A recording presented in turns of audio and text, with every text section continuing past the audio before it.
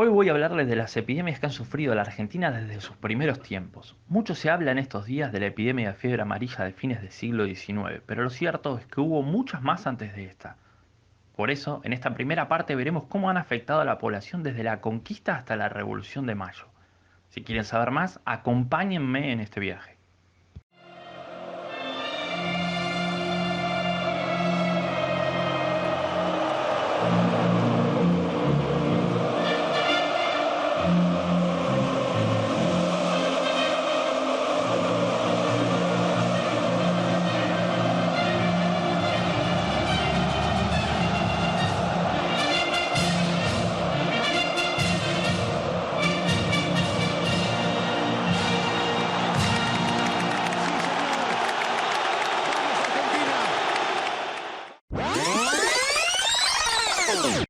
Desde el momento de su fundación, la ciudad de Buenos Aires sufrió periódicamente la aparición de devastadoras epidemias que los cronistas de entonces llamaban pestes. En muy pocos casos se conoció con precisión la clase de enfermedad que provocaban las epidemias y erróneamente se suponían que eran el recrudecimiento de alguna enfermedad común que causaba más víctimas que de costumbre.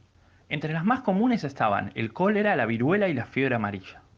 A lo largo de la historia argentina, estas enfermedades han sido responsables de los sucesos más trágicos, afectando sobre todo durante los siglos XVII y XVIII, especialmente a los más desprotegidos, los pueblos originarios y los negros. Las crónicas de esas épocas detallan que los cadáveres de los pobladores más pobres eran colocados sobre cueros o envueltos en trapos y se los llevaba a enterrar arrastrándolos con caballos. En aquellos años los cementerios no existían y los muertos de categoría eran enterrados en los templos desde el atrio hasta el altar mayor. Pero los esclavos y los sirvientes no tenían ese privilegio, así que se enterraban en terrenos cercanos a las iglesias. Según reconocían las autoridades del cabildo, las principales causas de tanta mortandad eran la pobreza de la mayor parte de los habitantes y las pésimas condiciones de higiene que imperaban en las ciudades. Además, la ciudad carecía prácticamente de médicos y en su lugar se desempeñaban barberos, boticarios o simplemente curanderos. La historia completa de las epidemias en la Argentina no puede ser contada debido a la falta de datos y registros que la avalen. Sin embargo, se sabe que desde la época de la conquista hasta el siglo XX, las recurrentes epidemias de ciertas enfermedades influyeron significativamente en el desarrollo histórico argentino. Muchas de las enfermedades epidémicas fueron traídas a la región desde el exterior. Sin embargo, fiebres del tipo de la malaria, como el chucho, eran de origen indígena, teniendo más experiencia para el tratamiento de estas los incas que los europeos. Distintas formas de fiebre malaria afectaron al norte argentino, desde Jujuy hasta Misiones, durante todo el período colonial. En el siglo XVI, la mayoría de las enfermedades provenían de Europa. Martín del Barco Centenera, uno de los primeros cronistas de estas tierras, explicó que la enfermedad sufrida por los hombres de Mendoza en Buenos Aires, además del hambre y otras miserias, fue provocada probablemente por gérmenes traídos de España que por aquel entonces estaban sufriendo una epidemia de viruela. Podemos asegurar que los españoles trajeron la viruela al Nuevo Mundo, ya que en 1588 estalló la que fue la primera epidemia de viruela que asoló Buenos Aires, peste que aún no era conocida por los antiguos habitantes de América. La fiebre tifoidea, por ejemplo, se difundió a través de la expedición de Ortiz de Zárate en 1573, y una variedad fatal de viruela asoló al Paraguay en 1589, reiterándose luego en 1595 y en 1599, exterminando a casi toda la población que la contrajo, tanto sean criollos, mestizos e indios. Epidemias similares atacaron a Tucumán, Córdoba, Santiago del Estero y lo que luego serían los países vecinos de Bolivia y Chile en el año de 1590. Esto ya generaba los primeros conflictos económicos de la época. En el siglo XVII, los colonizadores solicitaron a la corona que les otorgaran el permiso necesario para importar más esclavos negros debido a las pérdidas de los trabajadores nativos que se sufrían a causa de las epidemias de viruela. Entre los años 1607 y 1608, los novicios del Seminario Jesuita de Córdoba fueron atacados por el tifus, sucediéndoles una epidemia de viruela en 1610 que afectó a Córdoba y a toda la región desde el Paraguay hasta Chile, epidemia que se complicó aparentemente con otra enfermedad llamada el tabardillo o tifus, muy común en la zona. La epidemia se extendió hasta Buenos Aires, cobrando 700 vidas en 20 días dentro de una población de 1.400 habitantes. Es decir, se cobró la mitad de las vidas de los habitantes de la ciudad.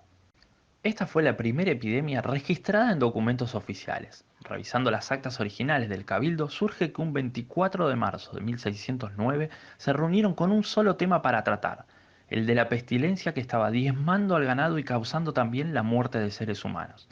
Lamentablemente no surgen datos sobre si la muerte de personas fue lo suficientemente extendida como para que fuera una epidemia, pero así parece haber sido entre los indios que atendían al ganado. En los documentos del Cabildo se explica que estaba muriendo gran cantidad de ganado, vacuno, ovejas, cabras y cerdo, y que era tan grave la situación que debía ser considerada como pestilencia, ya que se había expandido tanto que llegaba hasta las chacras cercanas al río Luján. Había que hacer frente a la pandemia y por ello los cabildantes resolvieron que habría que pedir misericordia a Dios para frenar la pestilencia mediante oraciones y obras piadosas. Para ello se ordenó que se hiciera un novenario, un ejercicio de devoción que se realiza durante 9 días. Así, llevaron a San Martín de procesión. No sería exactamente ese San Martín, ya que no había nacido, sino San Martín de Tours, quien era patrono de la ciudad.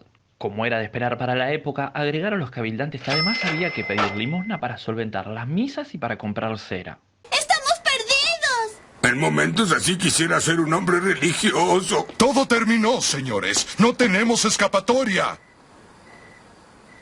En 1620 y 1621, la ciudad fue nuevamente azotada por una epidemia de viruela que tuvo graves consecuencias para su población. 20 años después llegó el tifus, y en 1660 nuevamente la viruela provocó innumerables muertes. En 1701, un gran número de barcos que traía esclavos en sus bodegas tuvo que hacer cuarentena a causa de la presencia de brotes de viruela entre su carga humana, pero a pesar de todo, murieron contagiados por este mal traído por estos desgraciados 400 pobladores de la ciudad. El 18 de abril de 1717 se detectó el primer caso causado por una terrible pandemia presuntamente de viruela que atacó a los habitantes de la ciudad de Buenos Aires, provocando cientos de víctimas y que, según los testimonios de datos oficiales, se registraron ese año más del triple de defunciones que el año anterior.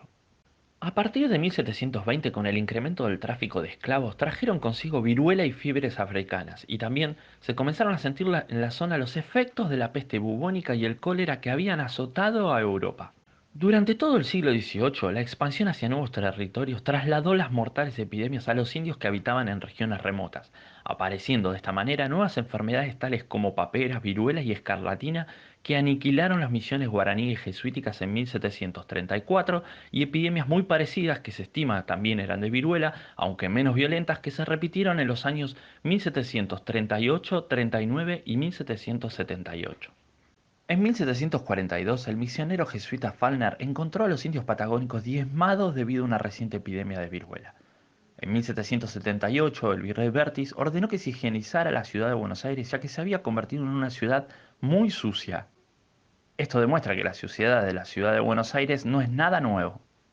Bertis también estableció el protomedicato a fin de supervisar las medidas sanitarias públicas, la educación y la matriculación de los nuevos médicos, nombrando al distinguido irlandés el doctor Michael O'Gorman a cargo del tribunal, mejorando así la sanidad de la ciudad. Los nuevos tratamientos para la viruela mostraron ser útiles durante la epidemia de 1790, pero esta enfermedad continuó siendo la más mortal hasta la introducción de la vacuna de Jenner, que había sido enviada oficialmente por el gobierno real en 1805. Esta vacuna ya era conocida extraoficialmente y empleada en Buenos Aires proveniente de fuentes brasileñas, lo que había permitido organizar un programa de vacunación masiva. Por esa fecha, gracias a los experimentos realizados por el padre Feliciano Pueyrredón y el doctor Francisco Javier Muñiz con vacas argentinas, se logró obtener la vacuna antivariólica en el país. Ese mismo año, un barco negrero portugués procedente de Brasil había arribado a Buenos Aires con dos jóvenes negros a los que se le había inyectado las vacunas frescas y que estaban en excelente estado para la transmisión del deseado profiláctico contra la viruela. Al cabo de unos días, los doctores García Valdés y Silvio Gaffarot pudieron presentarle al virrey Sobremonte las primeras vacunas. El doctor Cosme Argerich y otros ofrecieron sus servicios y al cabo de pocas semanas cientos de niños fueron vacunados en la ciudad de Buenos Aires. Esto hizo que el propietario de los esclavos que habían sido utilizados, un tal Antonio Machado Carvalho, reclamara el crédito de haber introducido la vacunación en el Río de la Plata. En 1810 la primera junta impuso la vacunación obligatoria, pero a menudo la ley era ignorada.